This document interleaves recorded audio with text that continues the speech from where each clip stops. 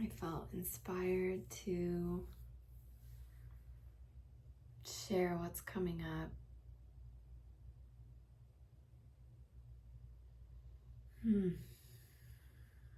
Just the beauty of this love that's always here,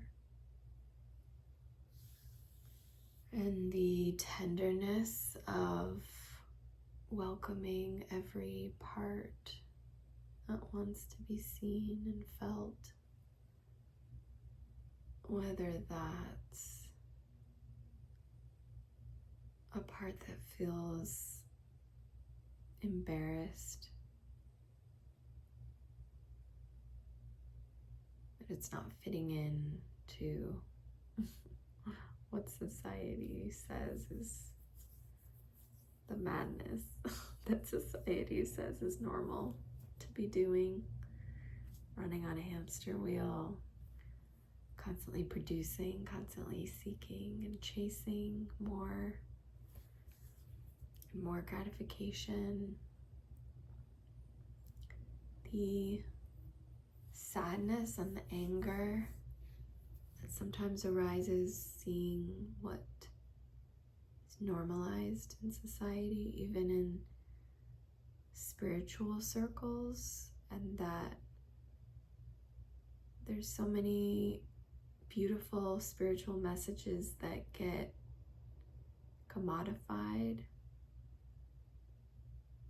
and are part of the manipulation marketing tactics. And while I don't have any issues with money and asking for money in exchange for services, because it really just is energy, and that's fine. But just the system, just the way the system is set up for everything to be centered around money and how much can I get, and the dilution of what's being offered in the attempt to get more money, and the selling out of your soul and integrity in the name of abundance. Abundance sounds so much better than just being, I guess, like a normal Wall Street banker. So I guess when it's spiritualized and called abundance, it's okay to do the same thing. Yeah, and it's all just like a funny play of the dream and the characters of the dream running around trying to get more of this love that's always here. Like just seeing a lot of these advertisements for this retreat to get more love in your life that's like $3,000 for 5 days to finally feel love, and then you go home to this broken society and this broken system where everything is transactional and love is withheld and everything is driven by fear and this constant striving to be okay is veiling the ability to just show up and love each other and be kind with each other. And yeah, so there's just a sadness for the way things are set up. So you have to work really, really hard in a community, in a society that is withholding love from you as you struggle to earn money to pay for the things like a expensive retreat that finally allows you to receive the love that you are. And then you go back and you do that over and over, and you get these short little bursts of dopamine hits and love, whether it's at Burning Man or another festival or another retreat you paid for, or, and again, it's not about the money, it's just what it represents. Yeah, and it just makes me sad and angry. It's what arises here, to be included in the love.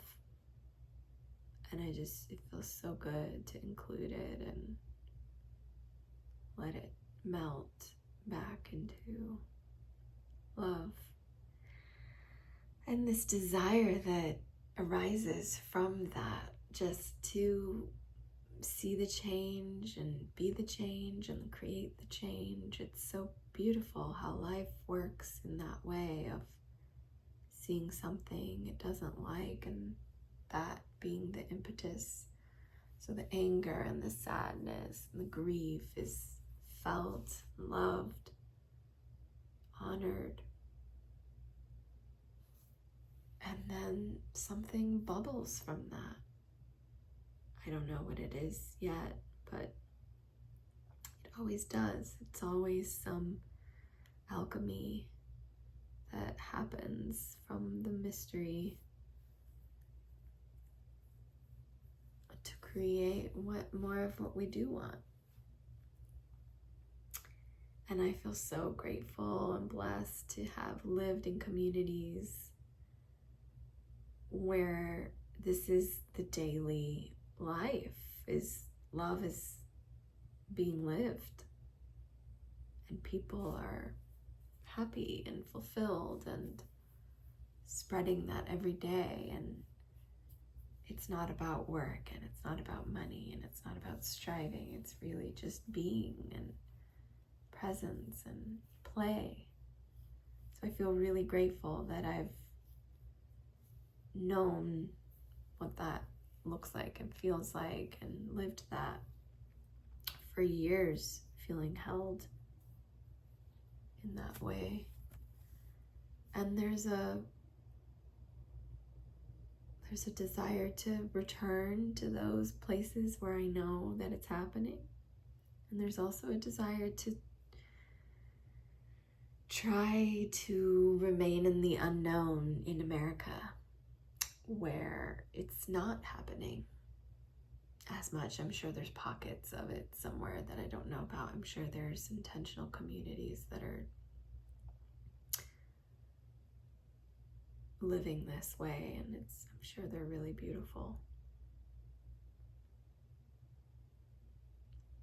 So there's some curiosity and calling to instill that lifestyle here where I am.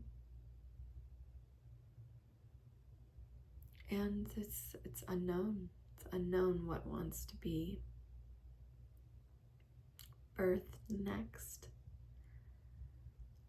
But I just have gratitude for